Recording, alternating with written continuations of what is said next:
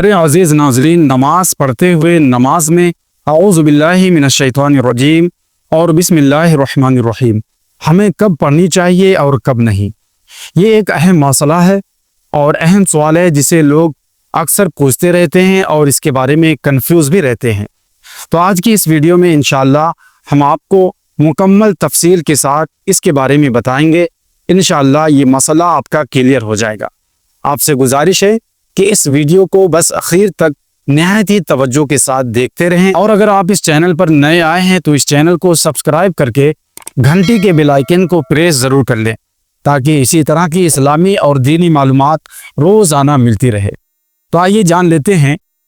नाज़रीन, सबसे पहले आप ये बात अपने जहन में बिठा लें, जहन नशीन कर लें कि जब आप नमाज को शुरू करेंगे यानी कि तकबीर तहरीमा आप कहेंगे, कानों तक हाथ ले जाएंगे और अल्लाहु अकबर कहेंगे, हाथ बांधेंगे तो आपको सबसे पहले सना पढ़ना है यानी सुबहानक अल्लाहुम्मा व बिहम्दिका व तबारक अस्मुका व तआला जद्दुका व ला इलाहा गैरुक। उसके बाद आपको औज़ु बिल्लाहि मिनश शैतानिर रजीम पढ़ना है। इसके बाद आप चाहे 2 रकात पढ़ रहे हो या 3 रकात पढ़ रहे हो या 4 रकात पढ़ रहे हो, किसी भी नमाज में सिर्फ पहली रकात में औज़ु बिल्लाहि मिनश शैतानिर रजीम पढ़ी जाएगी, बाकी रकातों में नहीं पढ़ा जाएगा।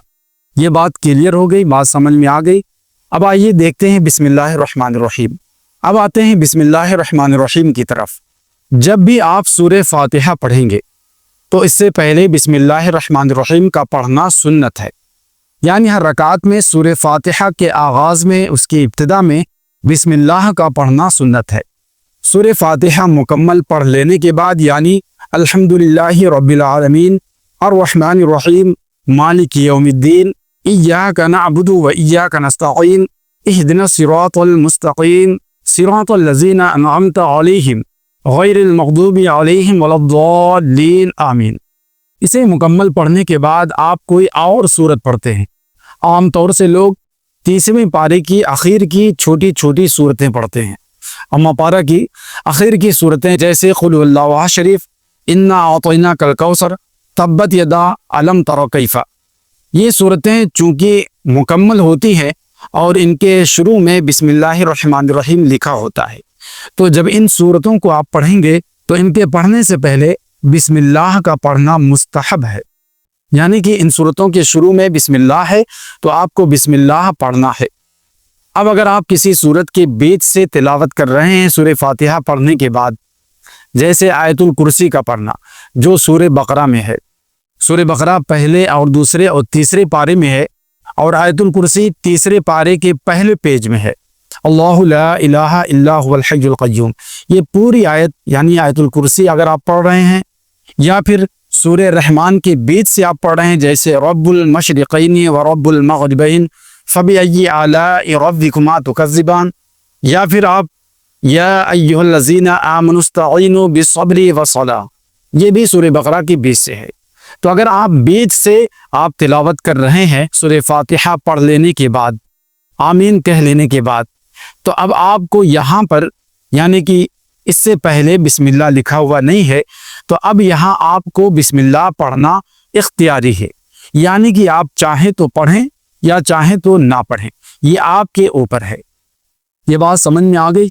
अब आप ये बात जहन नशीन कर लें, जहन में बिठा लें कि जब आप सूरह फातिहा पढ़ेंगे तो बिस्मिल्लाह का पढ़ना सुन्नत है और फिर जब सूरह फातिहा पढ़ लेंगे, आमीन कह लेंगे, फिर कोई सूरत पढ़ेंगे जिसके शुरू में बिस्मिल्लाहिर रहमानिर रहीम लिखा हुआ होता है, जैसे छोटी छोटी सूरतें जैसे कि मैंने आपको बताई, तो उनको आप जब पढ़ेंगे तो वहाँ बिस्मिल्लाह पढ़ना मुस्तहब है।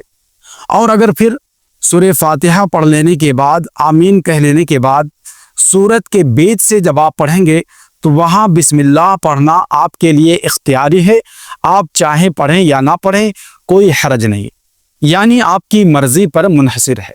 अब अगर किसी ने सुन्नत या मुस्तहब पर अमल किया तो उसे सवाब ज़्यादा मिलेगा, यानी कि सूरह फातिहा से पहले बिस्मिल्लाह का पढ़ना सुन्नत है और सूरह फातिहा पढ़ लेने के बाद बिस्मिल्लाह का पढ़ना मुस्तहब है, तो किसी ने इस पर अमल किया तो सवाब ज़्यादा मिलेगा। और अगर किसी ने इस पर अमल नहीं किया यानी कि बिस्मिल्लाह नहीं पढ़ी तो सवाब कम हो जाएगा, مگر نماز میں کوئی خرابی نہیں آئے گی، نماز درست ہو جائے گی، نماز فاسد نہیں ہوگی۔ مگر ہم سب اپنے آقا مصطفیٰ جان رحمت صلی اللہ تعالیٰ علیہ وسلم کے چاہنے والے ہیں، ان کی سنتوں پر عمل کرنے والے ہیں، اور آپ صلی اللہ علیہ وسلم کی سنتوں کو عام کرنے والے لوگ ہیں۔ اس لیے ہمیں چاہیے کہ ہم پیارے نبی صلی اللہ علیہ وسلم کی ہر سنت اور مستحب کو عمل کریں، اور ہرگز کوئی بھی سنت اور مستحب ہم سے چھوٹنے نہ پائے۔